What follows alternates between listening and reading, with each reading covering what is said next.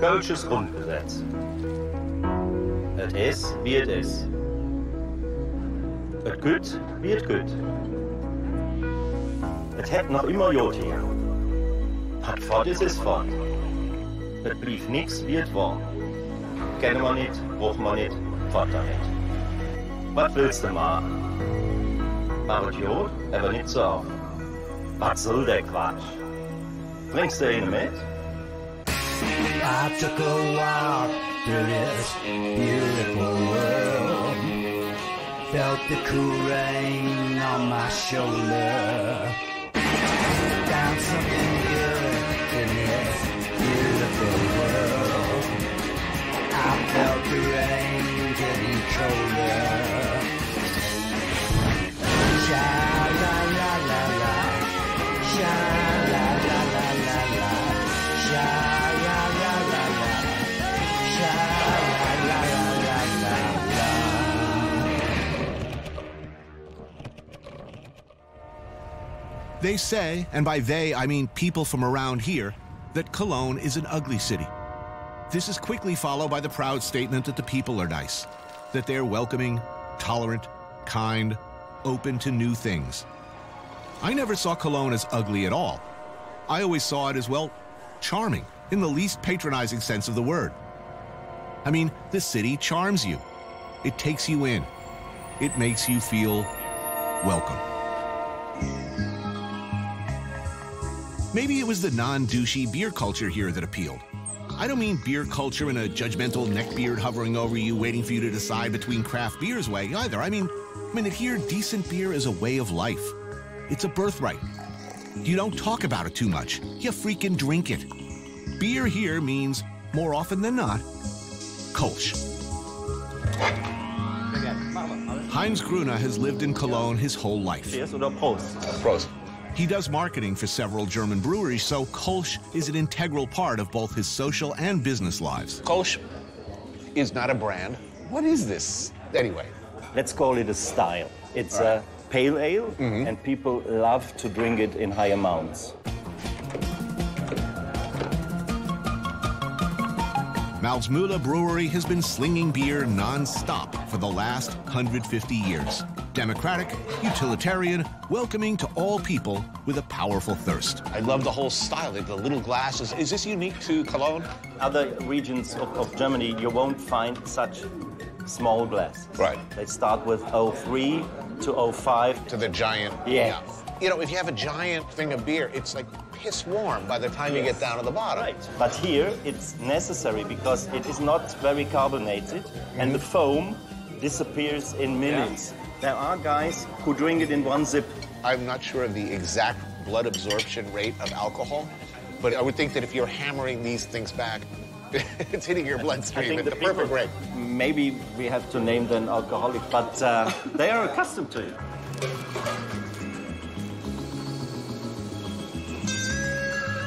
There are certain iconic accompaniments to beer drinking when in Cologne, like Methappen, which is minced raw pork with onions on a roll. Or Halfhahn, which is simply Gouda cheese on rye.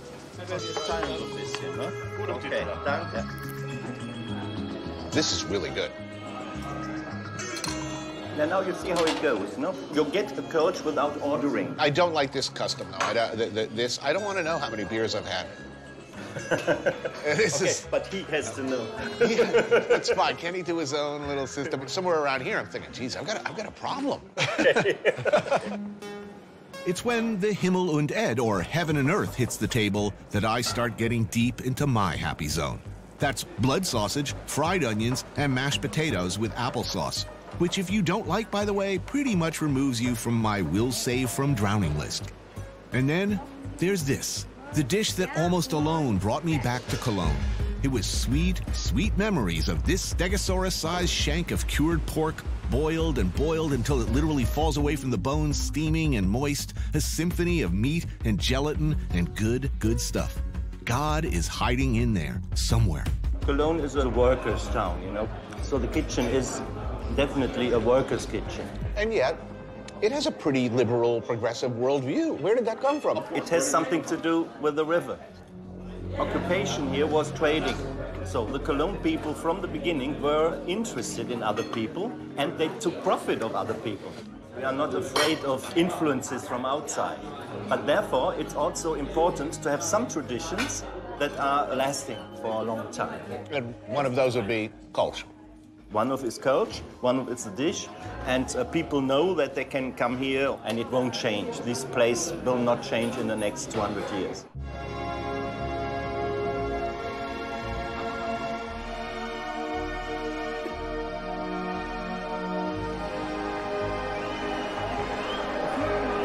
Cologne is, or was, a predominantly Catholic city. Perhaps more Mediterranean in temperament than those fun-hating Lutherans and Calvinists. It's Germany's fun zone. And from November to February, Cologners celebrate Carnival. Partying here has a whole season.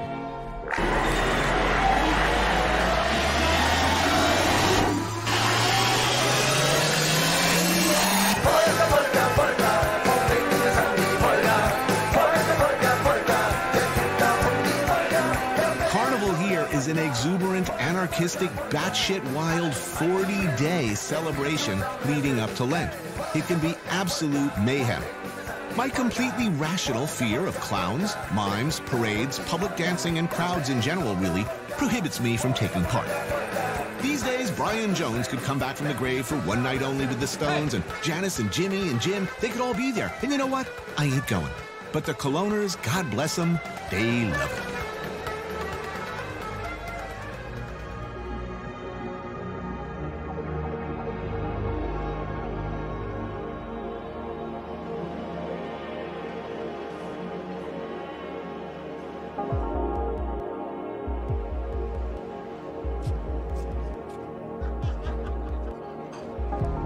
Oma Kleinman handles enormous crowds of revelers. Fortunately, the madness is still a few weeks away.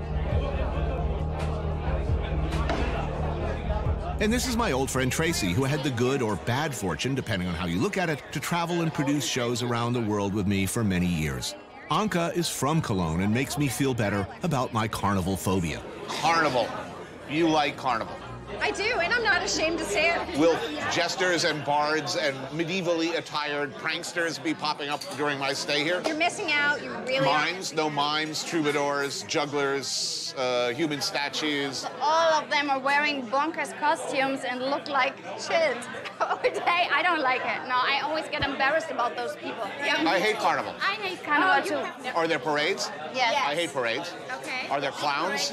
You hate clowns. I hate clowns. Okay. Jesters? Yeah, occasionally. Festive attire?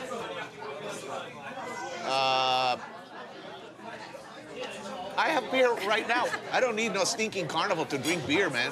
And as I understand it, I'm urged to drink beer as part of a community of beer drinking with other bros. I hate bros. It's not just bros. It's a whole community of people speaking in dialect, singing songs in dialect. Singing. I forgot to mention that. I hate that too. There is another side, and if you open your heart, you would see it. My heart is a cold, cold place, and there's no room in it for jugglers.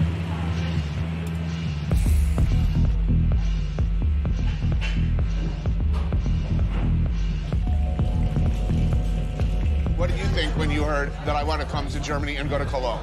That's awesome, because Cologne is like the other city in Germany that I can really identify with. It's like I have this love affair with Cologne. I often say that the places I go, there's a pheromonic decision made very quickly. You step outside the airport terminal and you go, and you know right away. There's something about this place that I think I'm going to like. A few weeks ago, a friend of mine from Berlin came to visit me, and after 3 days, he just looked at me and said, Anka, what is this? Why are you all so satisfied? Why are you all so happy? Why are you all so relaxed? And I said, I don't know. Maybe it is because everybody's telling us that our city is ugly and Berlin is the big thing, and maybe we have to show with our hearts that we are good people and that we are having fun, and I think the Kölsch is helping us. For some reason, every time I arrive here, I always feel like somehow that people are more open here to me being American and speaking German. And part of it is this carnival thing. Really? Maybe it's my own self-discovery of like being in another place and finally being accepted, maybe because I'm in costume and they don't know right away that I'm not German. Right, it's kind of like an eyes wide shut kind of a thing.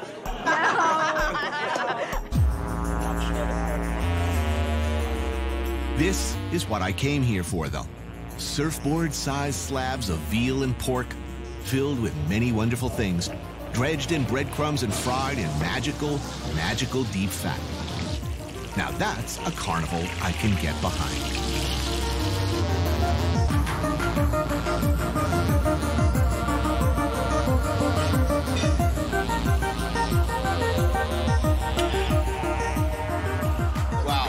Wow. That is unbelievable. Supposedly, you can split your schnitzel in half, take the other half home, and it's really good for breakfast. It's like the German equivalent of pizza in the morning. Right, which is a tradition I totally support.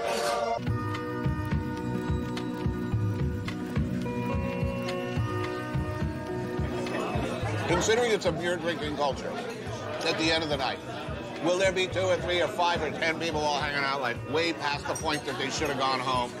Or does everybody reach a sensible point of intoxication and say, well, you know what? I'll see you tomorrow. You're forcing beers on us. I didn't order a beer. Another one just keeps coming. Do you know how to make it stop? Face plant into my schnitzel? There's an easier way. You do this. That means, like, I'm done. Yeah, but nobody's doing that. Not yet. I'm not doing that.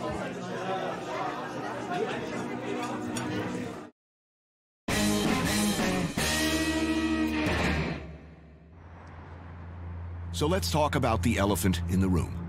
We know that Cologne is a proudly tolerant, fun-loving, beer-drinking, pork-happy, and friendly little city. But just a few days before we arrived, Cologne became the focus of the whole argument over Europe's refugee crisis. Cologne, of all places, is now the example for both sides of an increasingly bitter argument over whether Europe, and by extension the world, should turn their backs on the millions of refugees spilling out of Syria, Iraq, and a Middle East spinning into chaos and slaughter. With the bodies of children washing up on Greek beaches and few other countries willing to help, Germany has taken in 1.1 million people fleeing ISIS, Russian and Syrian bombs, and war. One should, I believe, be admired and even celebrated for doing the morally right thing over the probably wise thing.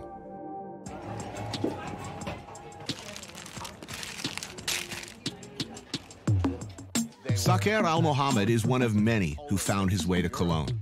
Hani Zaitoun helps refugees as they try to integrate into German society.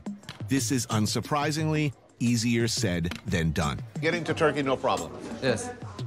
Turkey to Greece, problem. Getting to Turkey is now a problem. Right. But at that time, it was not a problem.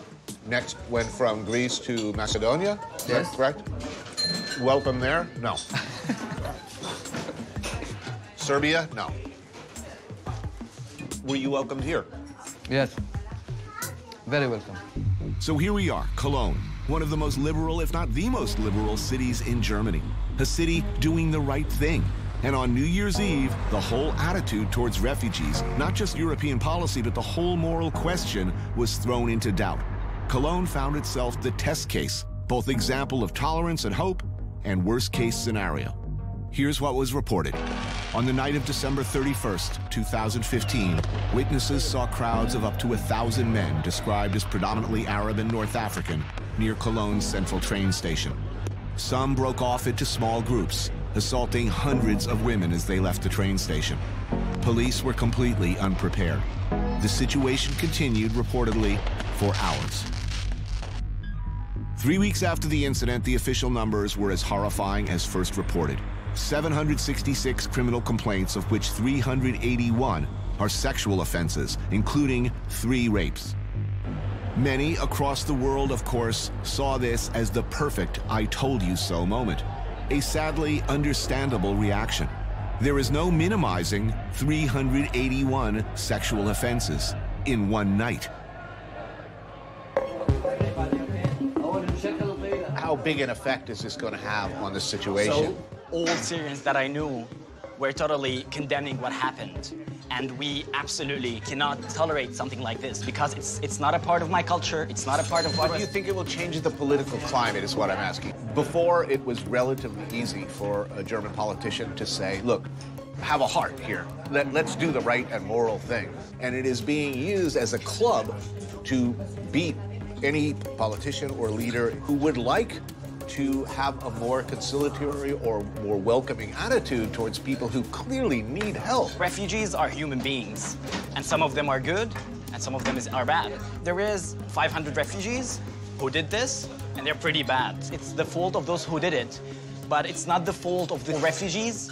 It's not the fault of the Germans. The infrastructure exists more or less to handle this enormous influx. An integration of 300,000 would be easier than integration of 1.1 million that entered in 2015. This is a challenge not only for the Germans, but also for those who came to integrate in the community. It's something that have to be work on from both sides, not only the Syrians, but also the Germans. The Germans are willing to, because they're pretty well organized.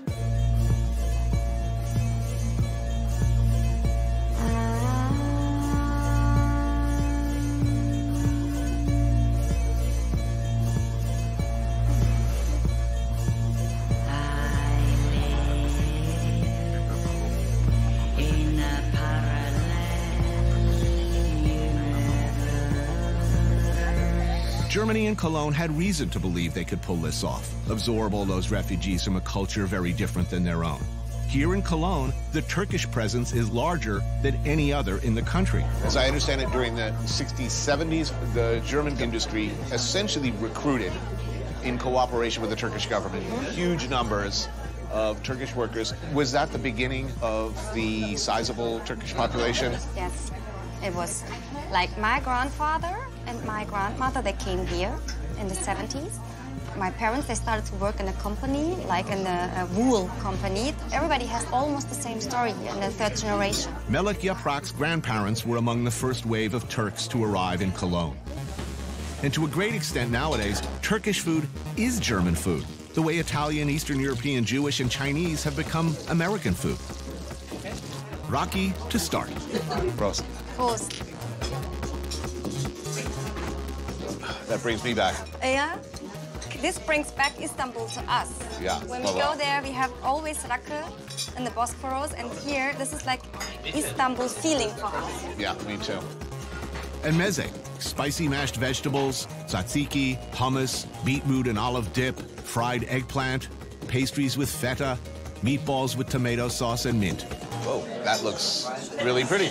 I don't think that you have any problems with spice. Yeah? No. I like very much. Since you were born here, how Turkish do you feel, and how German do you feel, and when does that equation change? Are there times when you feel, I'm not part of this, or other times you feel, oh, I'm definitely part of this?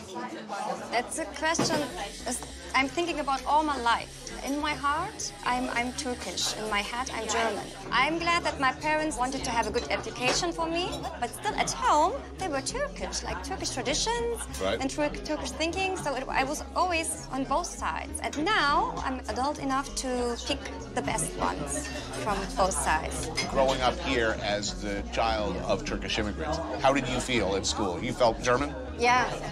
So why do you think Germany's good at that? The Germans are very correct people. They want to have everything on the point. They don't like surprises, so they organize everything before. It's almost a cliche that it's organized. It's not a cliche, it's organized. Grilled minced lamb basted with hot tomato sauce and slathered with melted sheep butter and yogurt. Roast lamb with feta, bulgur, and roasted vegetables. Ah, that's beautiful. Dankeschön. So, if you graduate from university here and choose to live in Cologne, could you afford to live here? Yeah. So it's reasonably affordable? Yeah, but because of the refugee situation, I think living space is becoming less, like everywhere. Do you think this is a pretty town? Most of the people I speak to say, well, you know, we're a very ugly city. Yeah. But I don't think so. I think it's very pretty. Everything was destroyed after the Second World. Yeah, but it's not the most beautiful city in the world, but it is not an ugly city, I mean, at all. I think I'm more with the ugly city. You think it's ugly? The buildings are new, ugly, gray, like made up after the Second World War. There's only a small old town. Right. I miss old buildings like in Munich. So 20 years from now, will Cologne be the same? I don't know. I don't want to think about it because now it's fine. I love it as it is now. I don't hear that a lot. If you go to San Francisco, Rio, They're pressing problems. Or that the character of the city is changing. The character of the city does not seem to be changing. No, it stays as it is.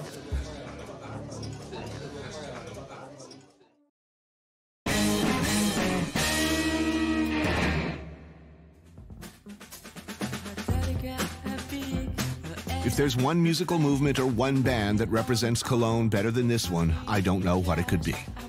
Created in 1968 with Holger Czukay, Jackie Liebzeit, Michael Caroli, and this man, Ermin Schmidt, Can was at the forefront of what was called inevitably the krautrock movement, combining the sounds and attitudes of classical, avant-garde, rock, and funk. So you moved here, how old were you when you came? 64. Interesting times, 64. It was a very interesting time. It was the time of where Cologne was really blossoming. It was the art town in Germany. Ermin studied with Karl-Heinz Stockhausen, but it was a trip to New York City where he was exposed to what Lou Reed and the similarly classically trained John Cale were doing with the Velvet Underground that would prove to be the catalyst for Can. 64 was still pretty early days for cultural ferment, I guess. But not here. Not here. So, not here. So the question is, why here? What was it about Cologne? Well, I think it's this generation which were like me. We grew up in this after-war terrible destruction. And that was the generation which started to create something new. There was bubbling from everywhere. We're having dinner at Ox und Klee, part of the new Cologne dining scene where chef Daniel Gottsleich plans to kill us with deliciousness. Grilled scallop with black salsify, a consommé of burned hay, lemon gelée, and walnut oil. When you began Can, what was the initial reception? In the beginning, they said that we are not able to play music. We were dilettantes. But I mean, you were all technically proficient, accomplished musicians. We were all, except the guitar player, who was the youngest.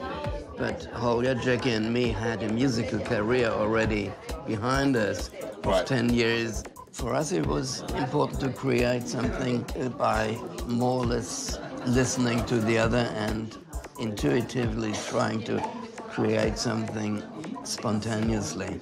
We didn't even plan to become a rock group. Was there a precise moment at which you crossed the line, in which you all looked at each other and said, well, I guess we're a rock group now? I'm not sure we ever said we are a rock group. Grilled lobster with a dashi of eel, marinated algae, fermented kale, and yuzu froth. If people were to draw a direct line forward to bands and musicians who were influenced by your music, for instance, you know, people mention the Bowie, Iggy Pop, Berlin period, and a lot of other great work. What about EDM? Do you share the blame? No. Is it good or bad? It's good. It's a positive thing. It's positive. Electronic dancers. Yes, sure. I mean, you can't anyway classify any style or any kind of music as good or bad. But it excludes the musicians. Traditionally, is it the opposite of what music should be? Is it all okay? I have no idea what music should be, because whenever you start knowing what should be, you are already starting a new dogma. Yeah, I hear you. There are DJs which make fantastic music, and they make it for a certain purpose. I mean, there is the purpose of this environment, and they fit. Neither the purpose nor any dogma can be used as a judgment for your music. Braised ox cheeks with marrow, beetroots with mustard, gratin potatoes, black truffle. You don't get paid for the influence you have on the culture. No, I wouldn't complain about that. I mean, we never consciously did something intending to make money with. We still have fans which are 16 years old and think this is a music created yesterday, and it's 45 years old. Does that feel good? That's satisfying too.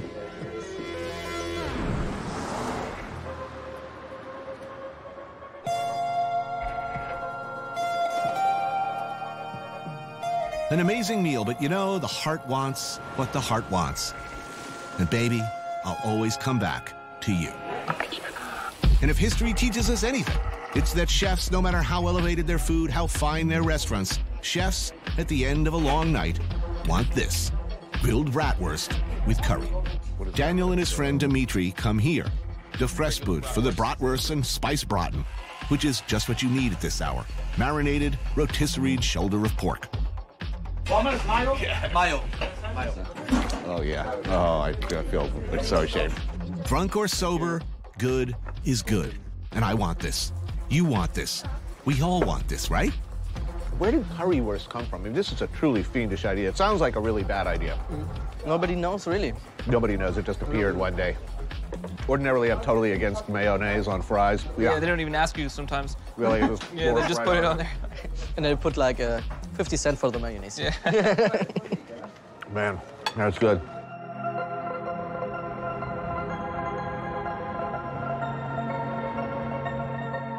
The legend is Cologne is a very accepting of new cultures, accepting of new, obviously, cuisine. Why? It's a good question. I guess we have a lot of gay people here. People say it's like the San Francisco of Germany. It's a very Catholic town. Catholics are not notoriously, gay friendly.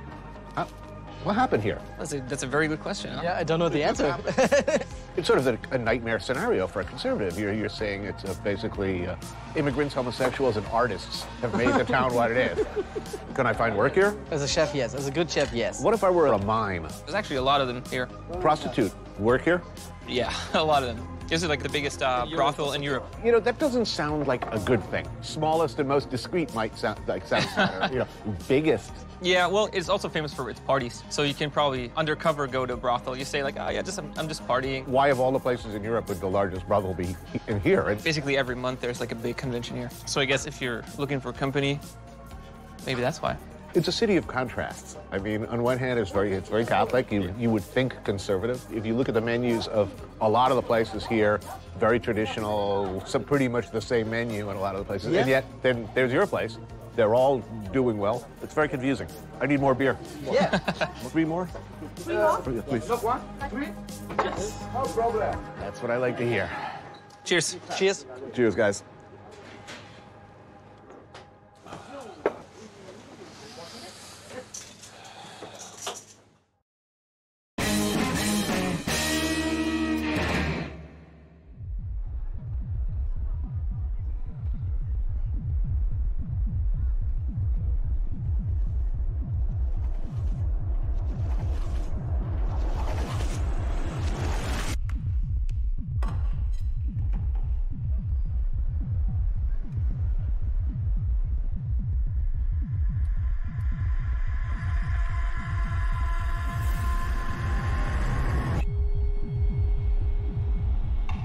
Cologne, you gotta love it. They support artwork that might get you punched in the face elsewhere. Performance artist, painter, and cooking enthusiast René Stessel works and lives here.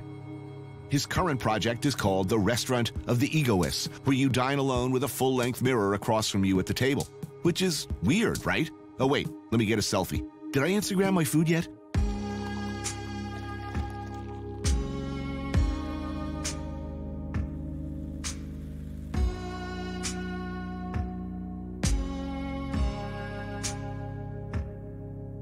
The restaurant of ignorance, it's a question.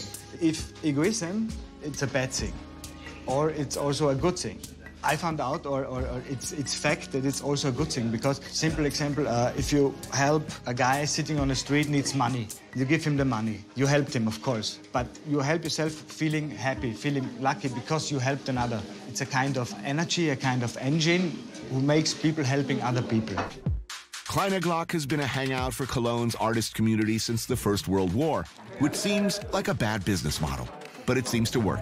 They like artists in Cologne. You can feel free with the way how you think, and it's all about the Colonians. I don't know why the Colonians are like the Colonians, right, but they are the most tolerant and open people I met, and that makes it easy for artists because you can go onto the streets and really make experiments on the street with your art, and nobody sends you the police. Are chefs artists?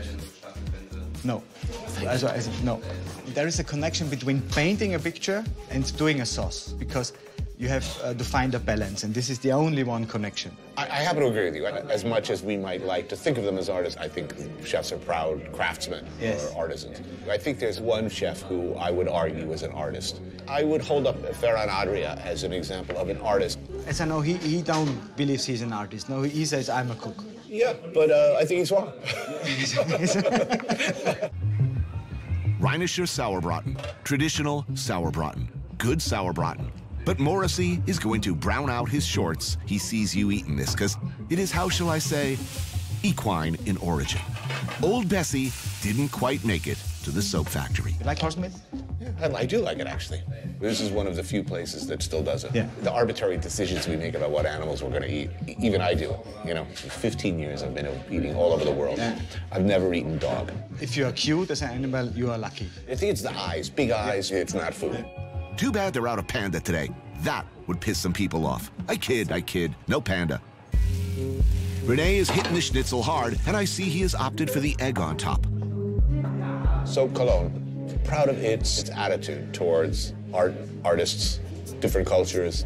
Germany's accepted somewhere in the neighborhood of 1 million refugees. How do you realistically say, welcome to Germany, and we're all going to learn to live together? Can that be done? It could be done, of course, but I hope that all the right-wing people will not develop. And this is, for example, a job for an artist. Maybe we should go out 100 people with Nazi uniforms and walk through the city. Maybe this kind of actions will just make the people remind on the time and what our grandfathers did wrong. We really have to take care that we don't fall back in these structures. But we kind of are. We are on the way. We are here necessarily. We're well on our way. I'm allowed to be naive I honestly talk about utopias. It's a kind of utopia, just the fact that the whole world will mix up with each other, that in, I don't know, 70, 80 years, there will be no white people anymore and only cappuccino-colored people. Look, that's the only way. This is the only solution. My way of thinking, mix up, it's our only hope, is our way out of this. Yes. It's going to take some time, but it's really the only way. This sort of Singaporean model where everybody's so mixed up that you really don't know who to hate because everybody's so hopelessly intertwined, but we're a long way from that.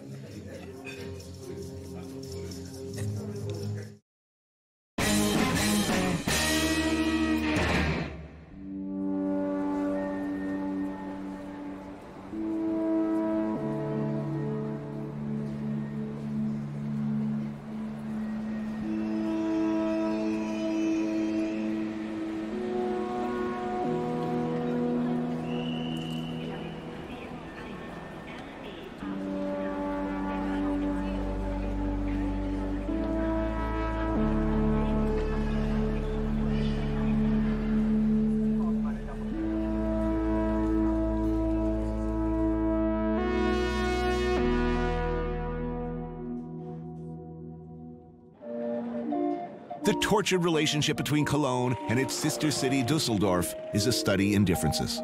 Most notably, the beer is different. The attitudes are different. It's, if you listen to partisans from either side, a short trip, but another planet.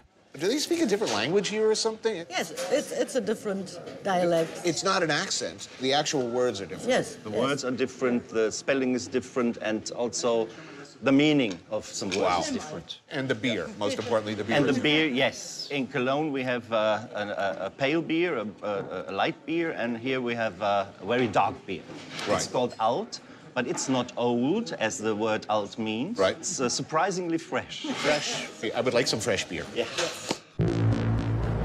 Uriger Obergarriga is another one of those old and awesome German institutions designed to serve maximum number of people, the maximum amount of beer, and pork products with maximum efficiency. Look at this.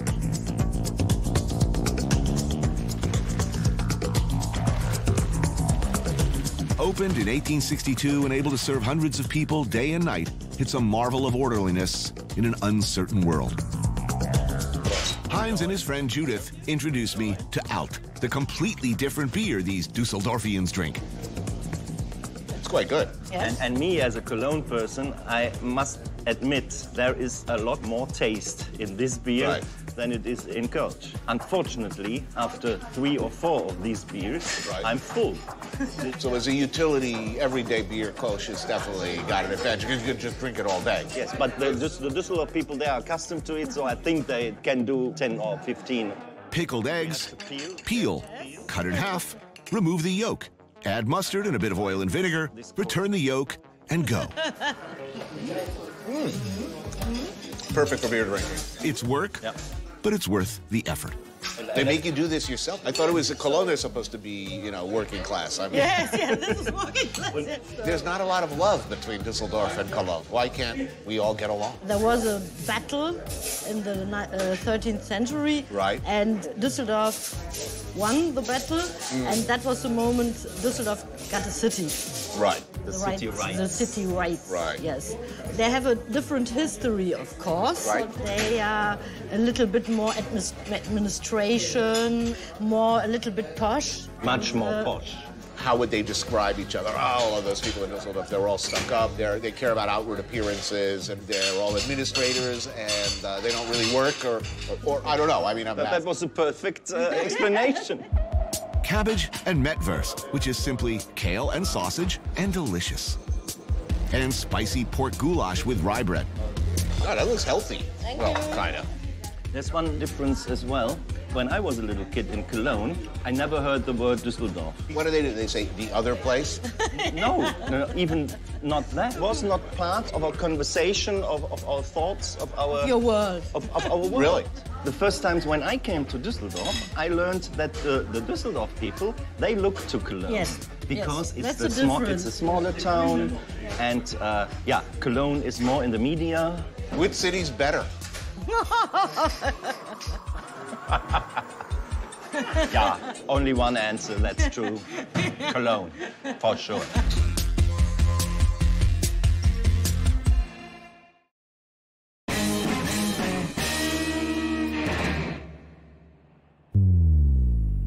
Why? What accounts for Cologne's, some would say, un-German, relaxed, and open style? One explanation might be the dead Roman theory. I have suggested that the presence of long-dead Roman legions enriches the soil, making for good wine and a propensity for frolicking and drinking that wine. It is, I hasten to add, an idiotic theory, but I want it to be true. Cheers. Maurizio Arca here is German-Italian, sort of. You've been represented to me as Italian, but you're Sardinian. Yes, I am. Now, this is a whole different thing. It is, definitely. My father-in-law and his whole family are from Nuoro. Really? So I am well familiar with Sardinia, and I know that, you know, this is not a dialect, this is a language, and there is some ambivalence about whether they even consider themselves Italy. They don't consider themselves as Italian because they've always been left alone by the state. And I don't know Italy. You know, I've been in Siena, I've been to Rome, I've been to Milano, but that's it. So Italy is more foreign country than Germany? Yep. You couldn't find me an Italian. I mean, what the man? Trattoria Bar Celentano doesn't look like much, but what they're serving is deceptively good. Antipasti, grassi, carpaccio, tomatoes with pepper, parmigiana, grilled zucchini, mortadella. The Italians came during that period, I guess, in the 70s, to work in factories, along with the Turks and Eastern Europeans and everybody else who came in. Like my dad did, for example. He worked in a car factory near Osnabrück. Was your neighborhood Italian or mixed or German? It was mixed. There were like these homes made for the guest worker program. You know, all immigrants were like stuffed in there. And integrated? Yeah. Meaning the Italians didn't all live together? Not all Italians, but lots of immigrants, like Turkish people, Italian people, surrounded by Germans. What did they think of the food, your parents? Like when they first said, look at all the cabbage and the potatoes and the giant hunks of they love pork. potatoes, that's for sure. Right. But all this other stuff like Haxen, they don't like that stuff. When you came home from school, what did your mom cook for you? Italian or German? Just Italian. Just Italian, that's just no surprise. And spaghetti alla vongole. So life is good as far as I'm concerned. Give me a good spaghetti with white clam sauce, and I don't need much more. Maybe some wine. Everybody here says the same thing. We are open-minded. Yeah. We try to be fair to everybody. We are welcoming. We're proud of that. That will never change. Do you think that the refugees who are coming here, that they will be integrated into German society as efficiently and as gracefully as your family was?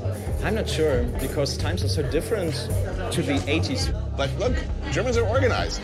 Organization is just one fact. You need to control to handle this, but look, all of the people who were involved on New Year's Eve, do you think that if they get work, that if people are kind to them, if they're given housing, do you think eventually Germany will figure it out?